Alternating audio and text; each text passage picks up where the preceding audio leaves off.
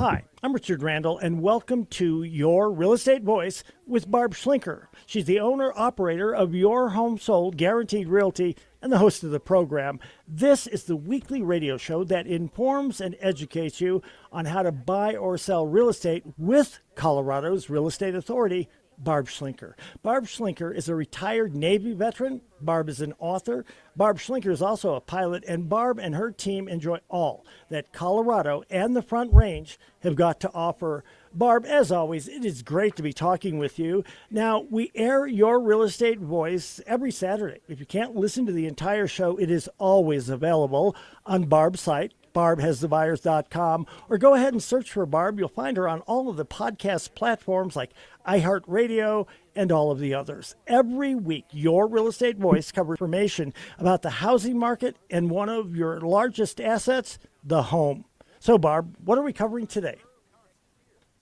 Well, good morning, Richard. I'm excited about today's show because we're going to hit some things that I have covered before. But as always, there's a different twist to them because each week I have new experiences to bring to the table.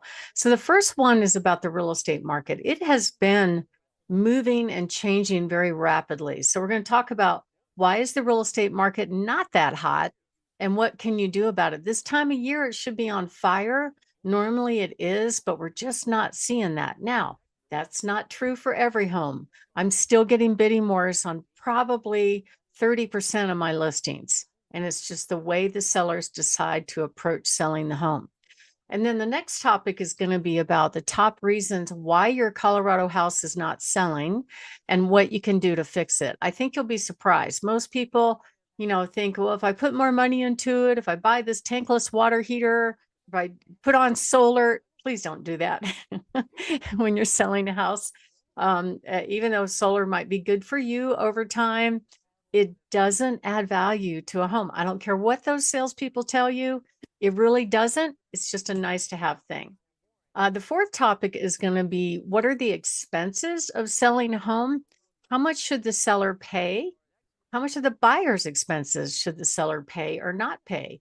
I'm having more and more sellers go, I don't understand why I'm paying all these extra fees on behalf of the buyer. It doesn't make sense to me. So we're going to deep dive on that and really talk about how a lot of the commission really is completely negotiable and what you can do about it to position the home to be able to net the most money in your pocket when it sells.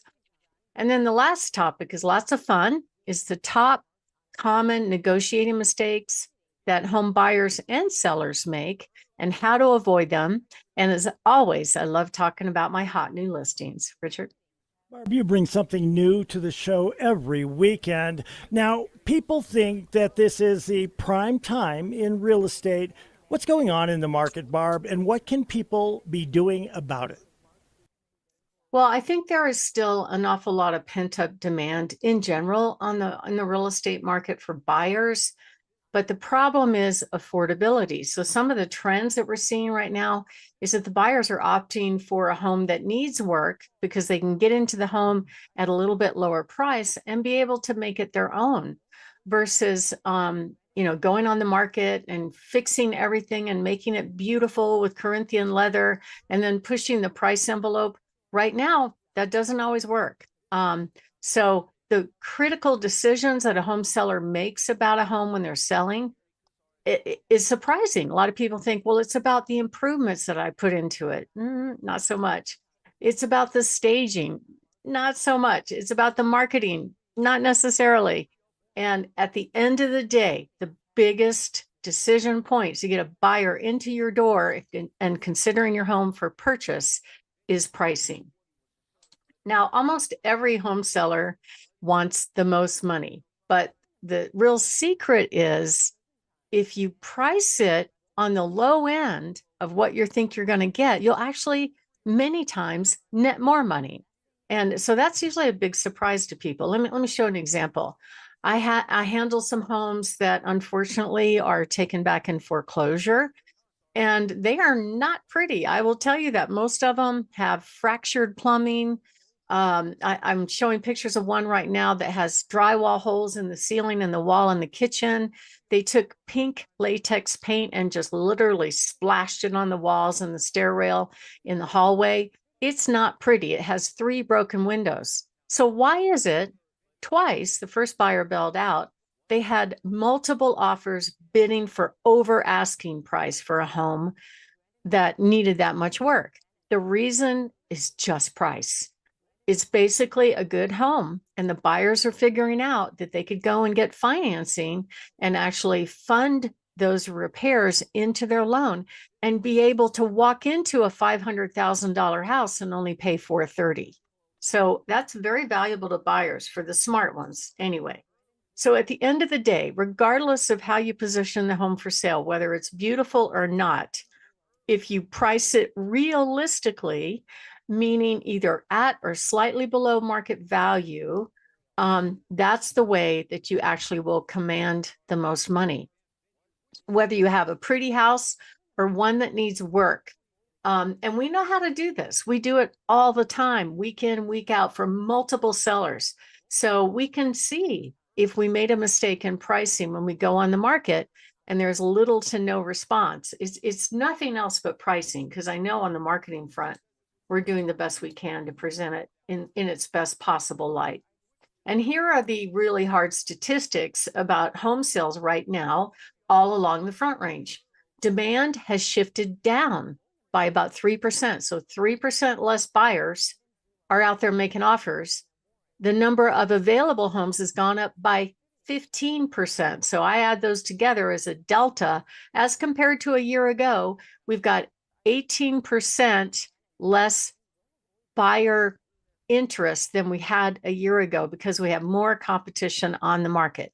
What does that mean normally? Homes are sitting on the market longer. The average price has actually dropped by over 10% since 2022. And in some areas, it's actually more than that. I was just talking to an agent last night where her buyer's under contract for a home, and the contract is less than 100,000 than what it sold for back in 2022. That's way more than 10%. It's more like 25%. So it depends on where the home is, what the condition is. It's got all these factors. And here's the real hard truth that the seller needs to hear and needs to understand. We kind of have sort of 3 styles of markets happening at the same time. There's the homes that are priced just right. And I have one that's beautiful. I mean, oh my gosh, it was so well prepared. Even buyers that know it already has a contract are willing to go look at it and maybe put in a backup offer. It's also so well priced for its condition. So it was completely remodeled inside and out. It's in a great location, great views, and the buyers are standing in line to get that house. And that's ideal. We did have multiple offers, but we're still even looking at backup offers. The homes that are priced right but are not prepared to go on the market, they might need some fix up. They might be cosmetically challenged.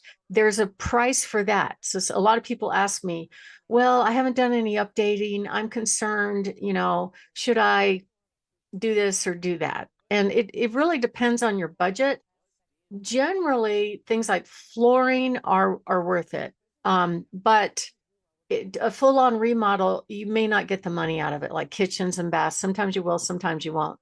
If you are remodeling anyway, going through the normal course of living in the home, that's okay. You're doing it for you, and it will pay off in the end. But if you're doing it to sell, it could be a mistake. I've got one right now that I'm calling a crack house. I don't know if there was crack in the home, but it's so bad, it's condemned. Nobody can go inside and look at it. Even the people that are supposed to clean it out and get it ready for sale wouldn't go in this house. That's how bad it is. It was priced very realistically, way below similar sales. Over that weekend, the phone just blew up and we had multiple offers, and it sold for way, way more than I ever dreamed it would sell. So it's all about pricing. And then if you have a home that's overpriced or poorly presented, sometimes if you hire an agent that's too cheap to use professional photos and she uses or he uses their smartphone, to take pictures of homes where the lighting is bad, it doesn't really show off the best features. Buyers will reject it online, and that's called demand destruction. You don't ever want to let an agent do that to you. And let's talk a little bit about Zillow and why Zillow actually gets it wrong as far as where's the market going? Are the prices going up or down? They are seeing all the activity, of course. They have a whole team of data crunchers or nerds or whatever they are that are really looking at it. They have this thing they created called an algorithm, which is the wizard behind the curtain saying, oh, I think the values are going to go up. Well, it's not happening. So how right are they? I don't think they're necessarily right. I think what you have to look at is in that moment when you're going to put the house on the market, what is happening in the market at that time? Who's getting contracts? Where are they priced? How does that compare against your home? What's currently your competition? Sometimes just competition, not necessarily what has sold in the past, but competition can mean the difference between you getting a higher price or a lower price. So what determines your price? Well, it's not what Zillow says, not what your neighbor says. It's what the buyers are willing to pay at the end of the day. And we can tell right away, when we put a house on the market, we get a dog pile of interest and calls and wanting to get in, we know we got it right.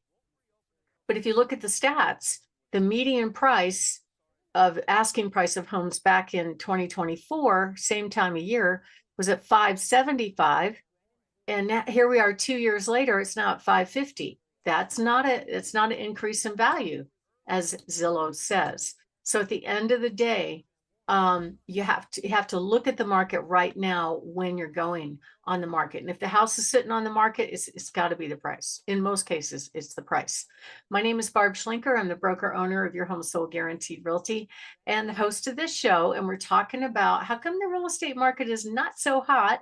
When we come back, we're going to talk about some things that both buyers and sellers can do to win in this market. Richard? So, Barb, we're discussing why this real estate market is really not that hot.